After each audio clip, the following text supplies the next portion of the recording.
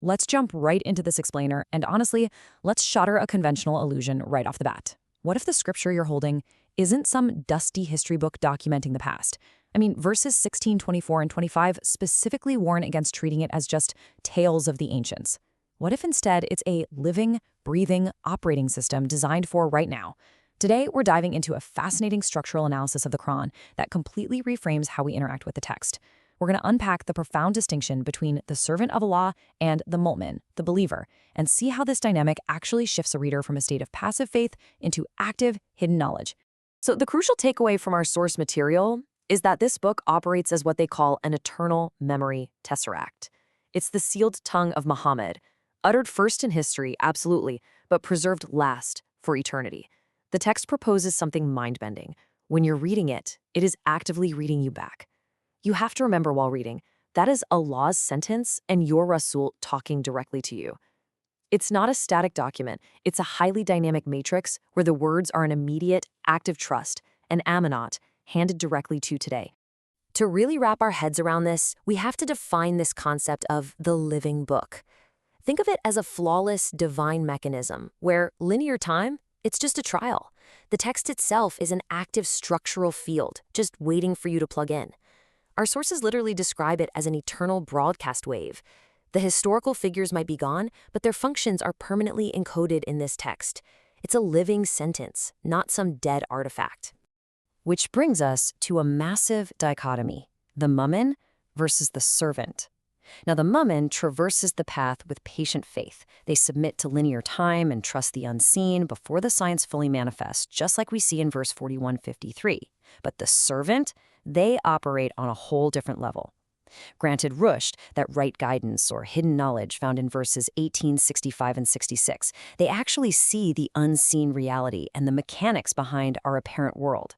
It's the profound difference between having faith that things will work out and possessing the structural wisdom to see exactly how they work out. And the ultimate masterclass in this distinction is the famous encounter between Musa and the figure known as Khidr, the servant of Allah. In this narrative, Musa is operating as the Mu'min. He's following the protocol of faith. But to understand the servant, Musa has to learn profound patience, or Sabr. He has to learn to sacrifice his linear logic and learn to say, if Allah wills, as shown in verse 1869, because he doesn't yet encompass the hidden knowledge behind the actions he's about to witness. And man, this brilliantly illustrates the paradox we're about to explore. How on earth can an action that looks like absolute chaos or destruction actually be a precise maneuver of ultimate protection? Because the servant performs actions that completely violate the Mumin's sense of justice and order. But as the source analysis reveals, these chaotic-seeming actions are actually highly precise structural defenses against the tyranny of the ego known as tagut. Let's see how this builds through the servant's three highly controversial actions. We've got damaging a boat, removing a young boy, and rebuilding a wall. Each step reveals the hidden protection embedded within the book itself.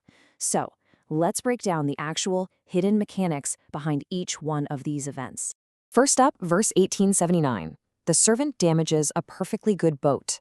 Now, to the Mumin, this looks like senseless destruction, a total tragedy for the poor owners. But to the servant, operating with hidden knowledge, this calculated imperfection protects the ultimate arc of salvation. The vessel meant for the high ground of verse 1144 is protected by taking it completely off the grid of a tyrant king who is violently seizing every good, intact vessel by force. This concept of calculated damage connects flawlessly to the Quranic definition of sacrifice in 392. True knowledge demands the sacrifice of what is loved. The damage to the boat perfectly mirrors the wife of Pharaoh in verse 66:11. She sacrificed her worldly throne and physical safety to ask her Lord for a house in the garden.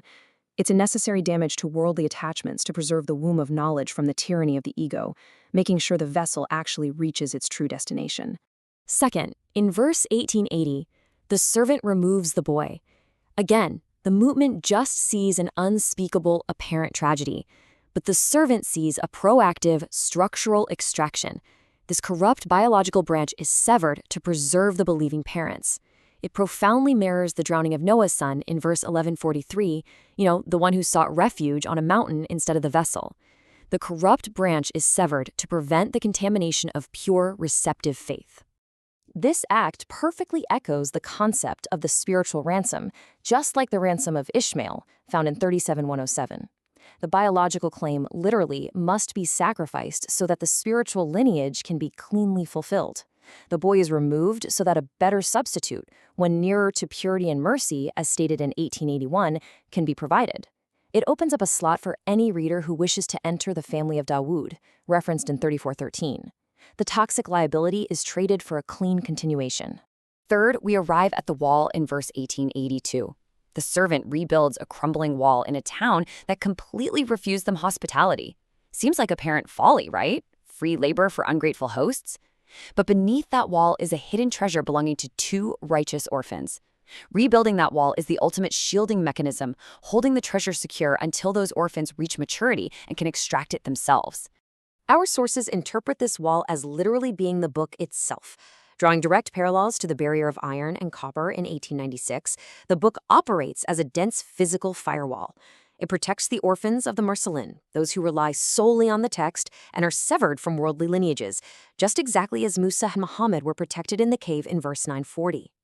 This chainmail shields the heart from the disputing groups in 3824 and the fire of division in 3103, guarding the treasure of wisdom found in 2269. When we step back and look at all three acts together, we clearly see they are not acts of chaos at all. They form a flawless topological mechanism. The boat represents temporary loss for permanent preservation. The boy represents the substitution of a toxic liability for a purer mercy. And the wall represents future recovery, shielding that wisdom until the rightful heirs are ready. Understanding this completely shifts our entire paradigm of how the revelation works. The text distinguishes between the Naba and the Rasul. The prophet, the Naba, completed his historical phase. He is the sealed physical tongue. But his physical death did not end the transmission. Not at all. He left behind the book as an unkillable living Rasul field, an eternal broadcast wave that is continuing to transmit right now. Looking at this framework, it becomes crystal clear. The Nabi's historical tongue is sealed. The book itself is now the active field. And who interacts with this field? The Mursalin, mentioned in verse 36:3. In this analysis, the Mursalin aren't just a list of historical figures. They are induced activation slots, waiting for a reader today to confirm the signal. It's the journey of the believer moving from the cave of passive preservation in 1819 straight to the throne of action in 12100. The very mechanism of the universe running this program is outlined as a breathing rhythm. Step 1, you live, the breath of life in 725. Step 2, you die, which is really just the trial of linear time. And step 3, you are brought forth, the cubic return of 22060 that forcefully and perfectly gathers all our scattered pieces back to the center. It's this magnificent cosmic pulse of entropy and structural recovery. So, the ultimate question for you is a profound one. How do you transition from being a passive reader of this historical matrix, someone who just believes, to an active user, someone operating with the hidden knowledge of the servant? The book is sitting right there, waiting for a user. According to our sources, you do it through one specific ultimate activation command found in verse 1912, O Yahya, take the book with strength. This isn't just a historical quote directed at a prophet. It is the urgent operational command for you, the reader, to grip the book with absolute structural power today. The text defines this 1912 grip structurally. It's like a forward bias voltage that transforms a dormant reader into an active execution node. This grip provides the exact threshold torque required to bypass the illusion of linear time and finally awaken to the eternal reality of the servant.